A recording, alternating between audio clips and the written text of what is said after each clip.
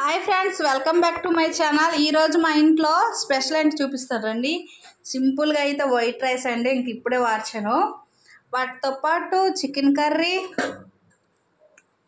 ఎమ్మి chicken curry అండి. ఎప్పుడు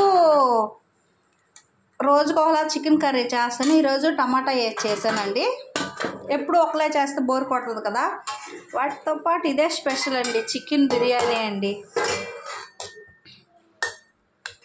సరే, చాలా బాగా వచ్చింది చికెన్ ముక్క.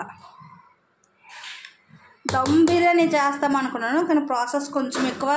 సింపుల్గా నా స్టైల్లో చూసారండి. ఇది కూడా ఒకసారి పెద్ద లాంగ్ వీడియో తీసి పెడతానండి, చూడండి. సింపుల్గా టేస్టీగా చాలా బాగుంటుందండి.